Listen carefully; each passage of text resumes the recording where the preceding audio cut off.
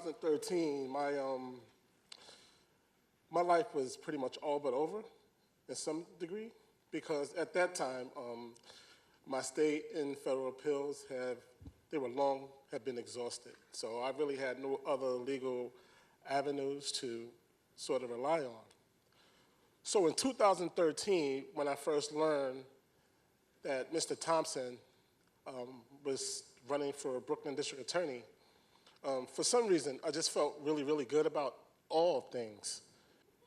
At the very mention of Mr. Thompson running for District Attorney provided a hope for me that I would, at the very least, get the opportunity to prove our innocence. And when I say our innocence, I am talking about my childhood friend, Willie Stuckey, who tragically passed away in prison after serving 16 years of a 25 years life sentence. So when Mr. Thompson eventually was elected Brooklyn District Attorney, I, of course, contacted my attorney, Oscar Michelin, and I said, Oscar, you know, I think we need to jump on Ken as soon as possible because he's going to get a flood of letters from everywhere asking for help. And so my attorney said, David, we're already on it. I used to write Mr. Thompson letters without my attorney even knowing, which he totally understood, though, because at that time I was extremely desperate for a lot of different reasons. But of course, I never got a response from the district attorney's office. And it was at that moment when I realized that, you know what, this guy's gonna work at his own pace.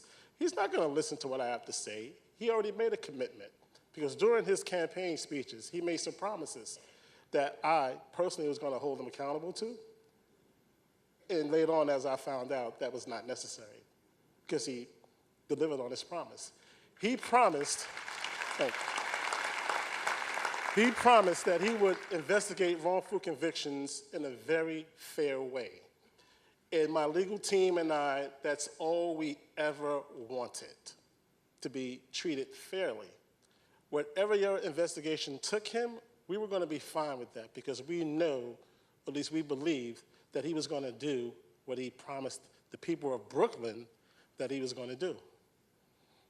So on October 15th, 2014, I was called to the prison receiving room and asked to pack my stuff. And on the way to Brooklyn, I was in the car with his investigators from the office. And once we got to Brooklyn, what typically happens in that situation is you would be taken to the courthouse immediately, but I was taken to the Brooklyn District Attorney's office. And at that time, I was able to meet up with my legal representatives and my legal supporters. And then Mr. Thompson walked in. He walked in, and shortly thereafter, his wife walked in and introduced herself to me. And I was, of course, floored by that, obviously. So Mr. Thompson walks up to me and he says, David, when you walk out of this building, I want you to keep your head held up high. I get into the building, we go upstairs to a holding pen, and then we get onto the elevator to head into another holding pen. And there I see Mr. Stuckey's mom. What Mr. Thompson did was he called Mrs. Stuckey's mom and told her what was about to happen, and for her to be in court that day so she could sit in for her son, Willie Stuckey. Mr. Thompson did that. I just want to say to the Thompson family, thank you very much. And I can tell you right now that I'll speak for my family too, that Mr. Thompson touched me in a way that I don't think anybody ever would again. Because Mr. Thompson didn't only give me my freedom. Mr. Thompson, and this may sound corny to some who don't believe in compassion, Mr. Thompson gave me my 5-month-old daughter, Quinn. Because had he not did what he promised he would do, I'm not sure where I would be right now. David, thank you, because you, in these brief comments, really explained the work of Ken Thompson. The humanity is what he wanted to restore back to the criminal justice system. I am tremendously proud to have served as Ken Thompson's chief assistant for the past several years, but I'm more honored to call him my friend and my mentor. I'm serving now as the acting district attorney of Brooklyn.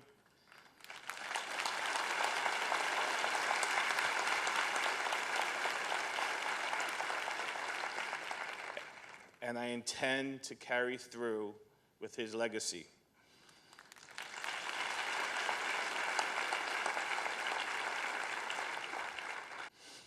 When he took charge in 2014, he made it his point to rebrand and recreate the Brooklyn District Attorney's Office. It had been years of scandal. And for us and many of us are here today, we were part of that old team. It was a hostile takeover. He needed to come in, he needed to clear house, and he needed to rebuild the brand. And he said to me when I first met him, Eric, my only goal is for the system to treat everyone fairly and equally. But I want this office to be the model, the gold standard of what a progressive prosecutorial agency could look like. I've never seen a man more dedicated or energized. I'd be at my desk at 8 o'clock or 8:30 at night, and the phone would ring, and it would be DA Thompson. And for everyone who works in the office, you know his work ethic. I'd head into his office, and we'd be there until midnight talking about what he needed to accomplish and in what order and what time frame. And as I would walk out that office, he'd say, Eric, and make sure it gets done in all due deliberate speed. He instituted groundbreaking policies, which we've heard about over the last 2 days, and he launched and expanded programs to inject greater fairness into the system because he did believe in mercy and he did believe in second chances, and he knew that we could not incarcerate ourselves into safety. We had to change lives. And he had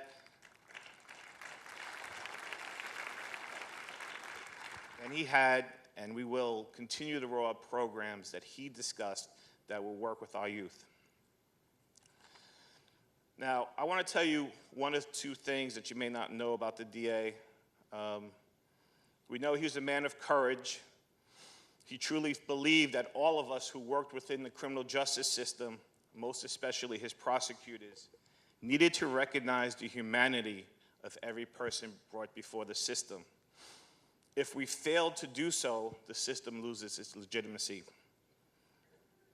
But the DA, and many of you don't know this because he never sought out press on this. He personally met with many victims of crime. Some came to his office, he went to their homes, and he went to the hospital to visit them. He did this without fanfare, without publicity, just as a human being who wanted to bring comfort and bring reassurance that the criminal justice system was not impersonal. He and his office recognized the wrong done to them, and we were committed to bringing the offender to justice. You have already heard how DA Thompson met with David. His case was not an isolated instance. On every day that the members of our conviction review unit went to court to vacate a wrongful conviction, DA Thompson personally met with that person and their family beforehand. He apologized to that person, right, David? On behalf of the DA's office and on behalf of the criminal justice system. But most importantly, he listened. There were heartfelt conversations between two people who were seeing past the labels that society had affixed to them. They were not a prosecutor and a defendant. It wasn't a DA and an exoneree. They were just two people talking, discussing how to embrace life and how to move forward with their future. That was Ken Thompson. He devoted himself to bringing humanity into the criminal justice system. The DA was a big fan of the musical Hamilton. He saw it at least twice. And as you know, the district attorney's office, we deal with serious matters each and every day. Every so often, the DA would lighten up a moment by busting out a lyric from Hamilton. One of my favorites was, "I don't want to fight, but I won't apologize for doing what's right." I can now see why he liked Hamilton so much, because so many of the lines reflected in that musical reflected his ideals about justice. All of us at the Brooklyn DA's office were honored to have a leader like Ken Thompson. He accomplished so much in such a short period of time. But to steal another line from Hamilton, and I think it's fitting from what everyone has said today, legacy. What is a legacy? It's planting seeds in the garden you never get to see. DA Thompson, I know I speak not only for myself and for the executive team from the DA's office and for the entire staff, so many of whom came yesterday and are here today, when I say this. We pledge to nurture the garden you have planted, the seeds of integrity, fairness, and equal justice for all. These will continue to grow in Brooklyn, and they will flourish. They are your legacy. God bless you.